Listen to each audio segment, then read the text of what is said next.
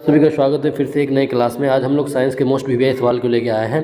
Top 40 question है, इसलिए ज़्यादा क्वेश्चन होने के कारण हम लोग ज़्यादा इसका एक्सप्लेनेशन नहीं करेंगे, लेकिन साथ साथ में हम लोग भी आंसर आप लोग भी आंसर देते चलिएगा। चलिए, पहला सवाल आपका क्या है कि पहला सवाल बोल रहा है कि कौन सा पद विद्युत परिपथ में विद्युत शक्ति को निरूपित करता है। तो कौन सा पद विद्युत परिपथ में विद्युत शक्ति को निरूपित करता है। तो चलिए इस सवाल का जवाब दीजिए। क्या हो जाएगा, I²R या फिर IR² या फिर V²I या फिर VI²। तो देखिए इस सवाल का आपका जवाब क्या हो जाएगा। इस सवाल का जवाब का हो जाएगा I²R हो जाएगा। इस सवाल का जवाब क्या हो जाएगा, I²R हो जाएगा। तो I जो यहाँ पे आपका क्या है, ये विद्युत धारा है। ये जो आपका I है यहाँ पे, ये क्या है, विद्युत धारा है, विद्युत धारा। और जो आपका R है वो आपका क्या, प्रतिरोध है। ये R आपका प्रतिरोध। आप जानते हैं प्रतिरोध का सही मात्रक क्या होता है। प्रतिरोध का सही मात्रक क्या हो जाता है, ओम हो जाता है। प्रतिरोध का सही मात्रक ओम हो जाता है। चलिए इसके बाद चलते हैं दूसरे सवाल में। इस सवाल का जवाब का क्या हो जाएगा, ऑप्शन नंबर ए हो जाएगा। इस सवाल का जवाब का ऑप्शन नंबर ए हो जाएगा। इसके बाद क्वेश्चन नंबर दूसरा में देखिए, क्वेश्चन नंबर दूसरा क्या बोल रहा है कि किस वर्ण का तरंगदैर्घ्य सबसे बड़ा है। यानी आप जब श्वेत प्रकाश को किसी प्रिज्म से पास कीजिएगा तो वो 7 रंगों में बढ़ जाता है, VIBGYOR, विबग्योर। ये आपका वर्णपट कहलाता है। विबग्योर 7 रंग को आसान तरीक़ा से याद रखने का एक ट्रिक भी है। तो विबग्योर में मतलब इन 7 रंगों में से किस रंग का तरंगदैर्घ्य वेवलेंथ सबसे अधिक है। तो देखिए ध्यान रखिएगा, किसका, लाल रंग का तरंगदैर्घ्य सबसे अधिक होता है। लाल रंग का तरंगदैर्घ्य सबसे अधिक होता है। या फिर एक आप आसान तरीका याद रखिएगा कि ऊपर से नीचे, यानी आप जब इसको बनाइएगा विबग्योर को VIBGYOR, तो जो सबसे ऊपर है उसका तरंगदैर्घ्य क्या होगा, सबसे बड़ा हो जाएगा। और सबसे नीचे जो है उसका तरंगदैर्घ्य सबसे कम होगा। और जिसका तरंगदैर्घ्य ज़्यादा होगा उसका आवृत्ति जो है, उसका आवृत्ति क्या हो जाएगा, कम होगा। जिसका तरंगदैर्घ्य ज़्यादा होगा उसका आवृत्ति कम होगा, और जिसका तरंगदैर्घ्य कम होगा उसका आवृत्ति क्या हो जाएगा, ज़्यादा हो जाएगा। तो इस सवाल का जवाब क्या हो जाएगा, लाल हो जाएगा। लेकिन अगर पूछता सबसे कम, तो सबसे कम आपका किसका हो जाएगा, सबसे नीचे कौन है आपका, वायलेट है। क्या है, वायलेट मतलब बैगनी हो जाएगा। यानी सबसे कम क्या हो जाएगा, बैगनी। ये भी जो सवाल का जवाब हो सकता है।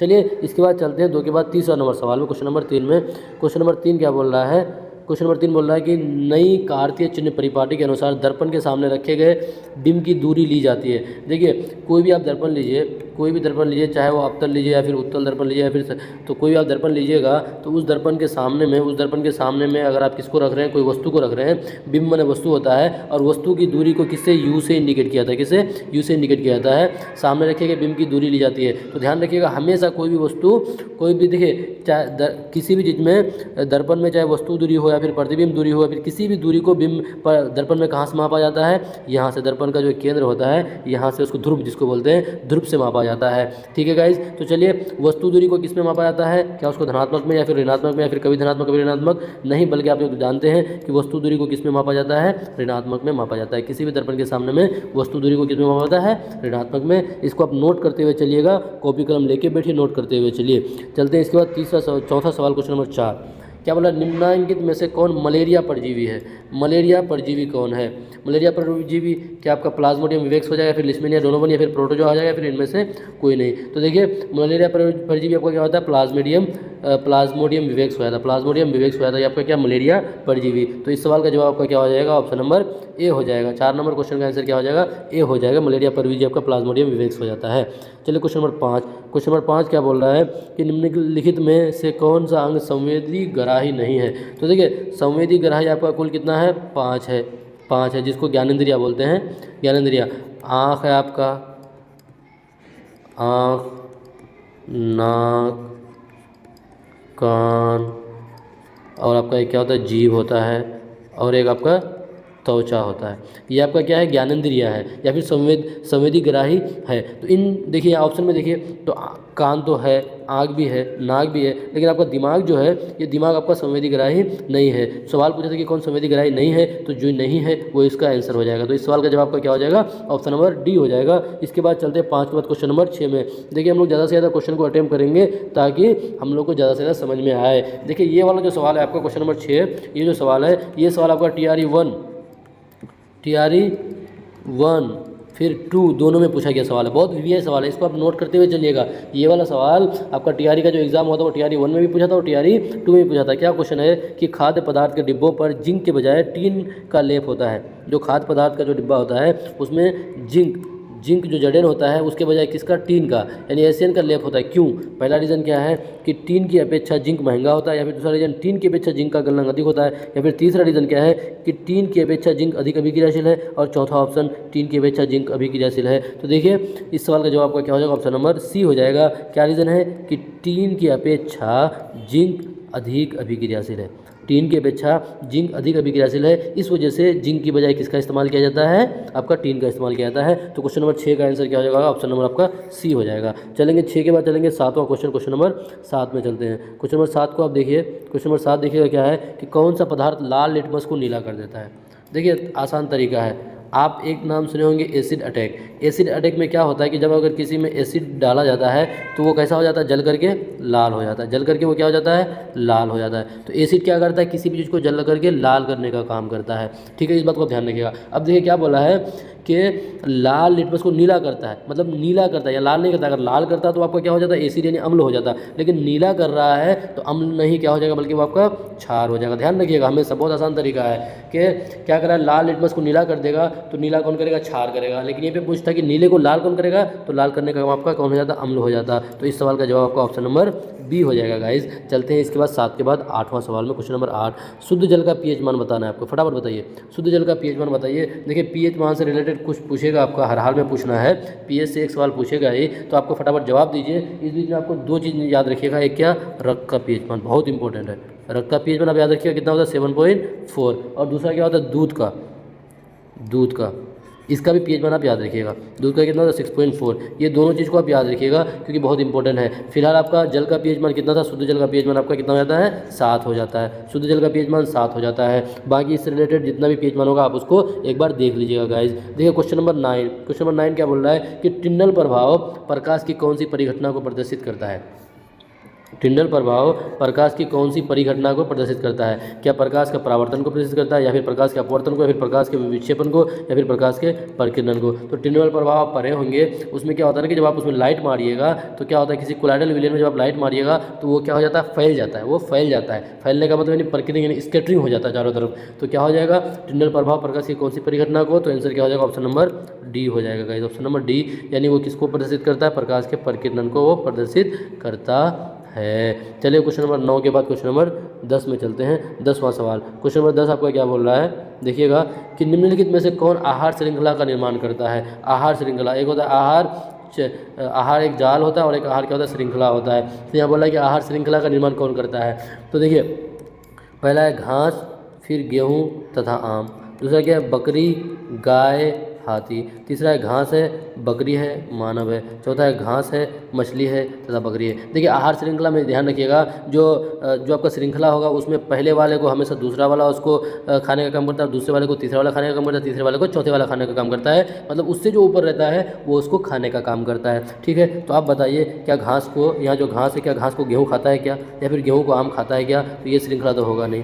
क्या बकरी को गाय खाता है क्या, या फिर गाय को हाथी खाता है, ये भी श्रृंखला नहीं होगा। आपका तीसरा देखिए घास को कौन, बकरी खाता है, बिल्कुल खाता है, और बकरी को कौन खाता है, मानव खाता है। तो देखिए ये वाला आपका श्रृंखला हो जाएगा, ये वाला आहार श्रृंखला बन जाएगा। इस सवाल का जवाब ऑप्शन नंबर यहाँ के हिसाब से बी हो जाएगा, लेकिन क्योंकि आगे में उसका बी लिखा हुआ है। हालांकि क्या आंसर होगा, घास को बकरी, बकरी को मानव, यही आहार श्रृंखला हो जाएगा। चलते हैं 10 के बाद 11वां क्वेश्चन, क्वेश्चन नंबर 11 में चलते हैं। 11 का मतलब कौन सा अजैव निम्नीकरणीय कचरा है। देखिए 2 तरह का होता है जैव निम्नीकरणीय, होता है अजैव निम्नीकरणीय। अजैव निम्नीकरणीय मतलब जिसको ना पचाया नहीं जा सकता, जिसको सड़ा गला नहीं जा सकता, जो पदार्थ आपका सड़ेगा गलेगा नहीं ना, उसको किस में रखा गया है, अजैव निम्नीकरणीय में। और एक होता है क्या, जैव निम्नीकरणीय। एक क्या होता है उसका, जैव निम्नीकरणीय। जैव निम्नीकरणीय क्या होता है, जो आपका सड़ जाए, गल करके ख़त्म हो जाए। ठीक है, तो अब देखिए इसमें से ऑप्शन नंबर ए जो आपका है, टिश्यू पेपर, बिल्कुल ये आपका कुछ दिन अगर ये इसको रख दीजिएगा तो ये सरगल करके ख़त्म हो जाता है। केले का छिलका को भी आप अगर मिट्टी में डाल दिएगा कुछ दिन बाद सरगल के ख़त्म हो जाता है। लेकिन थर्माकोल जो है इसको अगर आप रख दीजिएगा मिट्टी के अंदर कुछ दिनों तक, फिर भी आपका सरगल करके ख़त्म नहीं होगा, ये आपका जैसे का तैसा रह जाता है। तो आपका क्या बोला था कि कौन, अजैव निम्नीकरणीय। तो अजैव निम्नीकरणीय किसको बोलते हैं, जो आपका सरगल करके ख़त्म नहीं होता है। और यहाँ पे आंसर क्या हो जाएगा, ऑप्शन नंबर सी हो जाएगा। 11 का सी हो जाएगा। 11 के बाद आते हैं क्वेश्चन नंबर 12 में। देखिए क्वेश्चन नंबर 12 क्या बोल रहा है कि कौन सा यौगिक ईंधन के रूप में इस्तेमाल किया जाता है। कौन कौन सा यौगिक ईंधन के रूप में इस्तेमाल किया जाता है? तो आप नोट कर लीजिएगा फटाफट, कौन सा? इथेनॉल। इथेनॉल जो है इसको किसके रूप में इस्तेमाल किया जाता है? इथेनॉल को इसके रूप में ईंधन के रूप में इस्तेमाल किया जाता है। चलिए इस बात को नोट कर लीजिएगा। 12 का आंसर क्या हो जाएगा? ए हो जाएगा। 12 के बाद 13 में आते हैं। देखिए 13वां सवाल है, बहुत लंबा सवाल है, थोड़ा पढ़ते हैं इसको बढ़िया से। कि तांबे की तार की आयताकार कुंडली किसी चुंबकीय क्षेत्र में घूर्णन गति कर रही है। इस कुंडली में प्रेरित विद्युत धारा की दिशा में कितने परिभ्रमण के पश्चात परिवर्तन होता है? देखिए तांबे की तार का एक आयताकार कुंडली है, उसको चुंबकीय क्षेत्र की घूर्णन गति कर रहा है। तो इसको अगर आप पढ़िएगा तो कितने परिभ्रमण के पश्चात परिवर्तन होगा? तो देखिए बहुत सारे बच्चों का सही जवाब आ रहा है। इसका क्या हो जाएगा? आधे परिभ्रमण के पश्चात उसमें क्या आ जाएगा? आधा परिभ्रमण जो ही होगा उसके पश्चात उसमें क्या हो जाएगा? आपका परिवर्तन हो जाएगा। तो इस सवाल का जवाब आपका ऑप्शन नंबर सी हो जाएगा गाइस। 13 के बाद चलते हैं क्वेश्चन नंबर 14 में चलते हैं। क्वेश्चन नंबर 14 आपका क्या बोल रहा है? देखिएगा कि किस दर्पण का उपयोग सामान्यतः वाहनों का पश्च दृश्य दर्पण के रूप में किया जाता है? देखिए शुद्ध हिंदी पर क्या आपको घबराना नहीं है, इसी को बोलते हैं साइड मिरर। क्या बोलते हैं इसको? Side mirror. बताइए ये वर्ड सुनने के बाद तो आपको अब समझ में आ गया होगा कि किस दर्पण की बात कर रहा है। तो साइड मिरर के रूप में किस दर्पण का इस्तेमाल किया जाता है? तो क्या समतल दर्पण का इस्तेमाल किया जाता है, या फिर अवतल दर्पण का, या फिर उत्तल दर्पण का, या इनमें से कोई नहीं? तो देखिए सारे बच्चों का आंसर आ रहा है कि सर समतल दर्पण में किसका, साइड मिरर में किसका, उत्तल दर्पण का इस्तेमाल करते हैं। ठीक है, लेकिन अगर आपको अवतल का पूछ दे तो अवतल दर्पण का इस्तेमाल कहाँ करते हैं? तो ये गाड़ियों की हेडलाइट में इस्तेमाल किया जाता है। इसका इस्तेमाल हम लोग कहाँ करते हैं? वो हजामती दाढ़ी बनाने में करते हैं। और अवतल दर्पण का इस्तेमाल कहाँ करते हैं? वो जो ENT डॉक्टर होता है कान का, आँख का, दांत का, तो वो आपका अवतल दर्पण का इस्तेमाल करता है। इसके बाद चलते हैं हम लोग 15वां क्वेश्चन में। क्वेश्चन नंबर 15 में चलते हैं क्वेश्चन नंबर 15 में। क्वेश्चन नंबर 15 देखिएगा इस क्या है? समांतर क्रम में संयोजित प्रतिरोध की संख्या घटने के उपरांत संयोजित प्रतिरोध का कुल प्रतिरोध क्या होगा? क्या बढ़ेगा या फिर घटेगा या फिर अपरिवर्तित रहेगा या फिर इनमें से कोई नहीं? तो इस सवाल का आप लोग जवाब देते हुए चलिएगा कि जब समांतर क्रम में संयोजित प्रतिरोध की संख्या अगर घटने के उपरांत क्या संयोजित प्रतिरोध की कुल प्रतिरोध क्या हो जाएगा? इसका कुल प्रतिरोध आपका क्या हो जाएगा इस 15 का? वो आपका क्या हो जाएगा? बिल्कुल वो आपका घटेगा। वो क्या हो जाएगा? आपका घटेगा। तो 15 का आंसर क्या हो जाएगा आपका? 15 का ऑप्शन नंबर बी हो जाएगा। चलेंगे 15 के बाद 16वां क्वेश्चन। देखिए हम लोग बहुत सारा सवाल लेके आए हैं, फटाफट इसको आप लोग अटेम्प्ट करते हुए चलिए, और जो इंपॉर्टेंट चीज़ है उसको आप लोग कॉपी में नोट करते हुए चलिए। देखिए 16वां सवाल क्या है कि पितरस कहाँ से स्रावित होता है? फटाफट आप लोग जवाब दीजिए, पितरस आपका कहाँ से स्रावित होता है? तो देखिए पितरस आपका अग्नाशय से स्रावित नहीं होता है, आपका पितरस आपका छोटी आंत से भी स्रावित नहीं होता है। एक ऑप्शन आपका बचा क्या? ऑप्शन नंबर बी, यानी पितरस आपका कहाँ से स्रावित होता है? तो आपका यकृत से स्रावित होता है। कहाँ से? यकृत से स्रावित होता है। चलेंगे 16 के बाद 17वां question, question number 17। Question number 17 आपका क्या है कि समजात अंगों का उदाहरण है। तो देखिए समजात अंगों का उदाहरण क्या हो जाएगा आपका? तो पहले आप जानें कि समजात अंग किसको बोलेंगे? जिसका ना रचना जो होता है, रचना मतलब बनावट, जिसका रचना क्या होगा? सेम होगा, रचना सेम होगा। और उसके बाद उसका कार्य जो है, कार्य अलग अलग होगा, कार्य सेम नहीं होगा बल्कि क्या हो जाएगा? वो अलग अलग हो जाएगा। यानी रचना सेम और कार्य अलग अलग होगा तो उसको वो क्या बोलेंगे? समजात अंग बोलेंगे। तो देखिए पहला ऑप्शन हमारा हाथ एवं कुत्ते का अग्रपाद, दूसरा क्या है कि हमारा दांत एवं हाथी का दांत, तीसरा क्या है? आलू एवं घास की ऊपरी भुस्सी, और चौथा उपरोक्त में से सभी। देखिए रचना सेम किसका है? हमारा हाथ और कुत्ते का अग्रपाद। देखिए इसका रचना सेम होता है, लेकिन कार्य अगर देखिएगा तो दोनों का अलग अलग होता है। हम लोग अपने हाथों को अलग अलग इस्तेमाल करते हैं, लेकिन कुत्ता जो है उसका अग्रपाद जो होता है वो उसका इस्तेमाल कहाँ करता है गाइस? वो इसका इस्तेमाल चलने में करता है। तो इस सवाल का जवाब क्या हो जाएगा? बोला था कि कौन समजात अंग का उदाहरण है, तो यही आपका हो जाएगा 17 का ए हो जाएगा। चलेंगे इसके बाद 18वां क्वेश्चन, क्वेश्चन नंबर 18। देखिए क्वेश्चन नंबर 18 क्या है आपका? वो आणविक सूत्र से सवाल पूछा है और इससे आपका एक सवाल हर हाल में बनेगा। कोई भी आपको नाम दे देगा रासायनिक, उसका आपको सूत्र बताना होगा। तो क्या बोला यहाँ पे? विरंजक चूर्ण का रासायनिक सूत्र बताएं। विरंजक चूर्ण जो होता है उसका रासायनिक सूत्र बताने बोला है। Question number 18। चलिए आप लोग फटाफट जवाब दीजिए, बहुत आसान है, बहुत आसान है। तो देखिए बहुत सारे बच्चों का आ रहा है, इसको बोलते हैं कैल्शियम हाइड्रोक्साइड बोलते हैं, ये आपका कैल्शियम कार्बोनेट हो गया, संगमरमर, ये आपका सोडियम क्लोराइड यानी साधारण नमक हो गया। आपका जो क्या हो जाएगा? विरंजक चूर्ण। विरंजक चूर्ण का यही आंसर हो जाएगा, यही आपका हो जाएगा क्या? विरंजक चूर्ण हो जाएगा। विरंजक चूर्ण आपका कौन हो जाएगा? कैल्शियम ऑक्सी क्लोराइड हो जाएगा। कैल्शियम ऑक्सी क्लोराइड CaCl2 ये हो जाएगा कि आपका विरंजक चूर्ण। और इसका इस्तेमाल क्या करते हैं? पानियों को शुद्ध करने में इसका इस्तेमाल किया जाता है। उसके बाद 18 के बाद 19वां सवाल में चलते हैं। देखिए 19वां सवाल क्या? बहुत आसान सवाल है कि मानव हृदय में कोष्ठकों की संख्या कितनी है? हमारा जो हृदय, हम लोगों का जो हृदय है, जो सबसे बिजी भाग ऑर्गन माना जाता है, मनुष्य के शरीर का सबसे बिजी ऑर्गन कौन? हृदय को ही माना जाता है। तो क्या बोला कि मानव हृदय में कोष्ठकों की संख्या, उसमें कितना चैम्बर पाया जाता है? 2 क्या 3, क्या 4, क्या 5। देखिए बहुत आसान सवाल था कि मानव हृदय में कितना चैम्बर होता है, 4 चैम्बर होता है। उसमें क्या होता है, 2 हो जाता है, 2 अलिंद हो जाता है, 2 अलिंद और 2 क्या हो जाता है, निलय हो जाता है। 2 अलिंद और 2 निलय हो जाता है मानव हृदय में। टोटल कितना, 4 चैम्बर हो जाता है। इसके बाद चलेंगे 20वां सवाल, क्वेश्चन नंबर 20 में चलेंगे। देखिए क्वेश्चन नंबर 20 क्या बोल रहा है कि निम्नलिखित में से कौन सा असंतृप्त हाइड्रोकार्बन है, कौन सा असंतृप्त हाइड्रोकार्बन है। तो देखिए पहला जो आपका यहाँ पे CH है, यहाँ पे इसके पास CH4 हो जाएगा, और दूसरा जो आपका बी में है, थोड़ा मिसप्रिंट हो गया था, बी में यहाँ पे क्या हो जाएगा, C2H6 हो जाएगा, थोड़ा मिसप्रिंट हो गया था। अब आप बताइए कि निम्नलिखित में से कौन सा असंतृप्त हाइड्रोकार्बन है।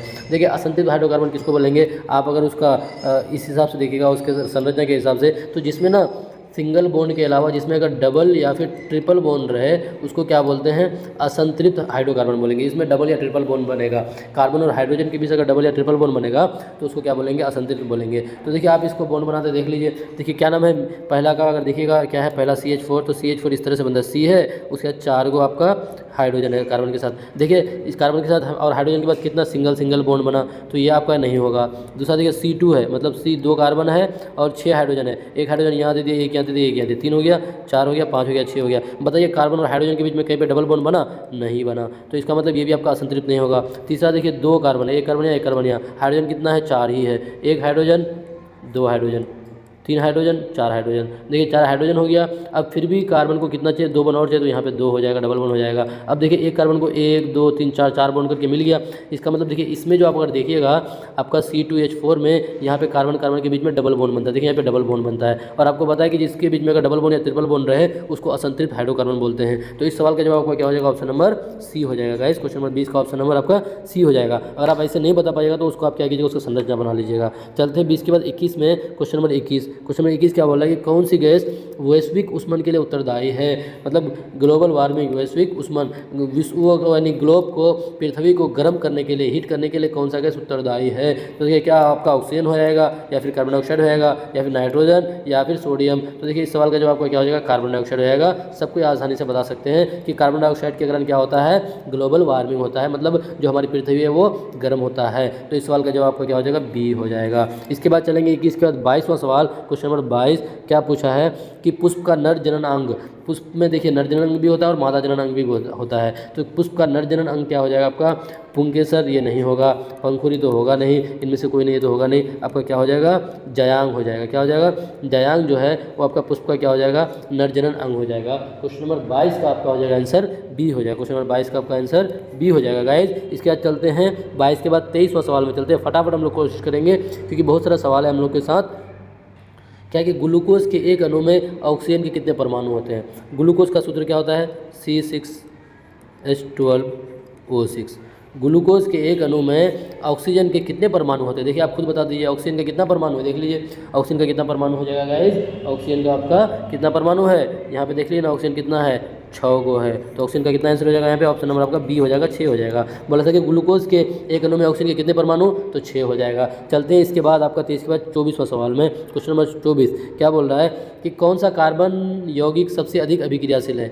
कौन सा कार्बन यौगिक सबसे अधिक अभिक्रियाशील है।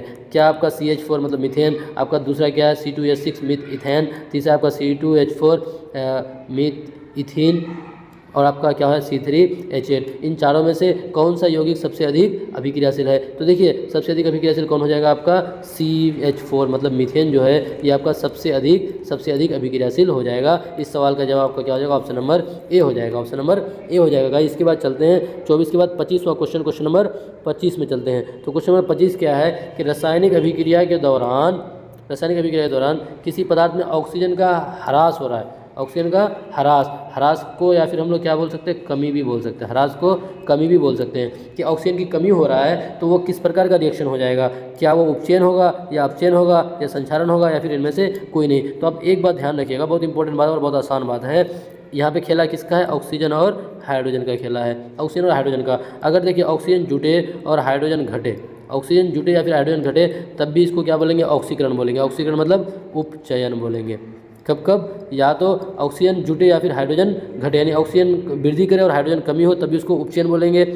और दूसरा कंडीशन में क्या है, दूसरा कंडीशन में ऑक्सीजन की कमी हो और हाइड्रोजन अगर संयोग हो मतलब जुड़े, तो उसको क्या बोलेंगे हम लोग, उपचयन नहीं बल्कि उसको क्या बोलते हैं, अपचयन अपचयन बोलते हैं, उसको अपचयन बोलते हैं, उस प्रकार के रिएक्शन को अपचयन बोलते हैं। तो यहाँ पे सवाल क्या बोला था कि ऑक्सीजन की कमी मतलब ह्रास हो रहा है, तो ऑक्सीजन का कमी क्या हो जाएगा आपका गाइस, अपचयन हो जाएगा। कौन सा हो जाएगा, अपचयन। ऑप्शन नंबर आपका बी हो जाएगा। इस सवाल का जवाब आपका ऑप्शन नंबर बी हो जाएगा। इसके बाद चलते हैं हम लोग 25 के बाद 26वां क्वेश्चन, क्वेश्चन नंबर 26 में चलते हैं कि निम्नलिखित में से देखिएगा आप लोग, निम्नलिखित में कौन गंगा प्रदूषण के लिए उत्तरदायी नहीं है।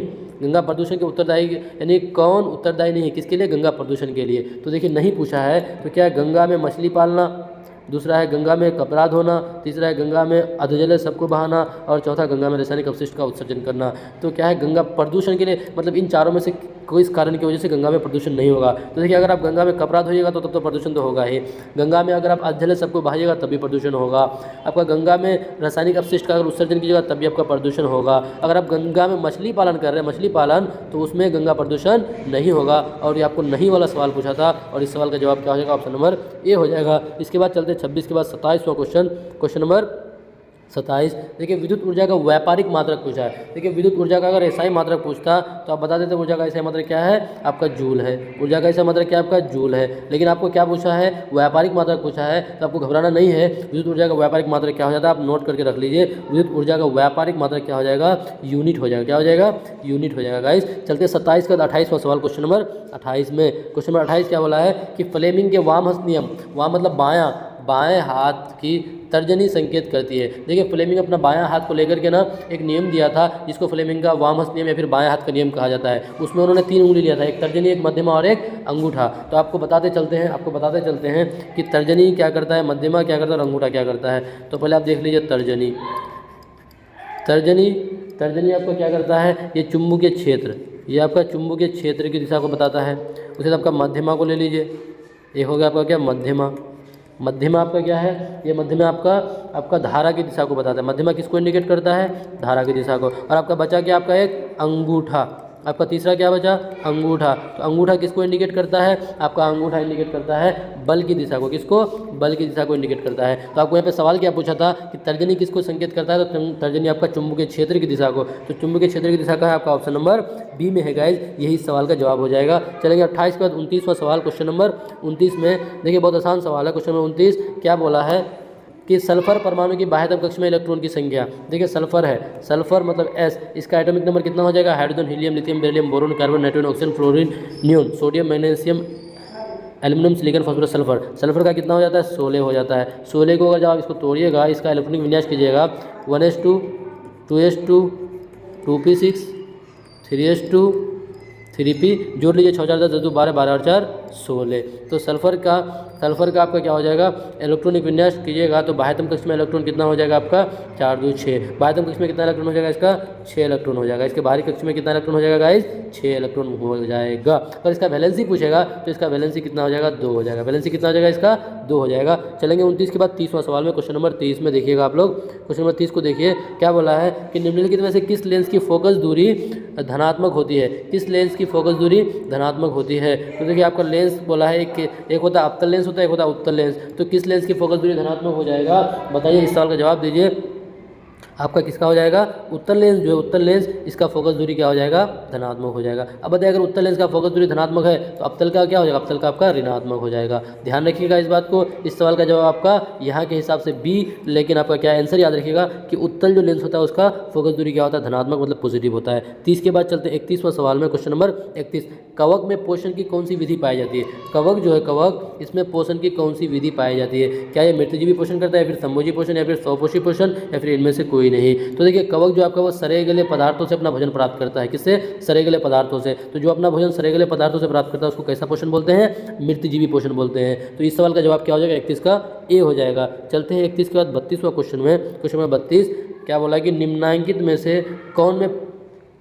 कौन पुनरुद्ध भवन का उदाहरण है। पुनरुद्ध भवन मतलब फिर से उसमें वो जनन हो सकता है। तो क्या हो जाएगा, उसको अगर आप तोड़िएगा तो फिर से वहाँ से ना नए उसका अंग का निर्माण हो जाता है।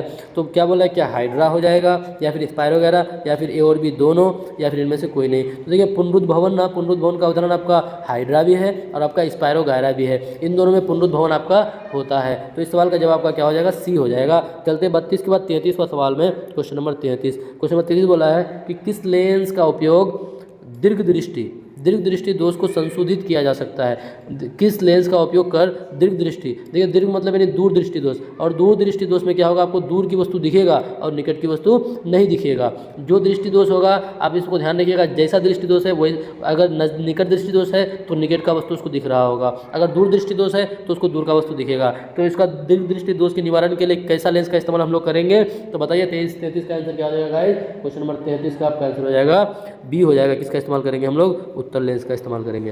किसका, दीर्घ दृष्टि दोष। तो आपका निकट दृष्टि दोष के लिए किसका इस्तेमाल कर लेंगे, अवतल लेंस का। निकट दृष्टि दोष के लिए अवतल और दीर्घ दृष्टि दोष के लिए उत्तल। इस सवाल का जवाब का क्या हो जाएगा, ऑप्शन नंबर बी हो जाएगा। 33 के बाद चलते हैं 34वां क्वेश्चन में। क्वेश्चन नंबर 34 क्या बोला है कि एल्युमिनियम पर मोटी ऑक्साइड की परत बनाने की प्रक्रिया कहलाती है। बहुत आसान है, देखिए एल्युमिनियम पर मोटी ऑक्साइड बनाने की प्रक्रिया देखिए बहुत आसान है। ए से होता है एल्युमिनियम, ए से होता है एनोडीकरण। तो इस सवाल का आप जवाब आसानी से दे दीजिएगा। क्या हो जाएगा, एल्युमिनियम पर मोटी ऑक्साइड बनाने की प्रक्रिया क्या कहलाएगा आपका, एनोडीकरण कहलाता है। क्या कहलाता है, एनोडीकरण कहलाता है। एनोडीकरण, इसको आप नोट कर लीजिएगा, कॉपी कलम लेकर के इसको नोट करते हुए चलिएगा। इस सवाल का जवाब का क्या हो जाएगा, बी हो जाएगा इस सवाल का जवाब। इसके बाद चलते 34 के बाद 35वां सवाल में। क्वेश्चन नंबर 35 कि आधुनिक आवर्त सारणी में समूह की संख्या कितना है।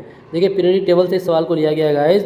आप लोगों को डिमोटिवेट नहीं होना, बिल्कुल हिम्मत नहीं हारना है, हम लोग के साथ बने रहना है, आप लोगों को अपना हिम्मत नहीं हारना है। आधुनिक आवर्त सारणी में समूह की संख्या कितना है, तो आप सभी को पता होगा आधुनिक आवर्त सारणी में समूह और क्या होता है, आवर्त होता है। समूह और आवर्त होता है। समूह कितना हो जाता है, 18 हो जाता है, और आवर्त कितना हो जाता है गाइस, आवर्त आपका 7 हो जाता है। आवर्त 7 हो जाता है। सवाल क्या पूछा था कि समूह की संख्या, तो समूह की संख्या कितना हो जाएगा आपका, 18 हो जाएगा। अगर आवर्त बोलता तो कितना हो जाता, आवर्त बोलता तो 7 हो जाता। फिलहाल इस सवाल का आंसर क्या हो जाएगा, ऑप्शन नंबर डी हो जाएगा। चलेंगे 35 के बाद 36वां सवाल में।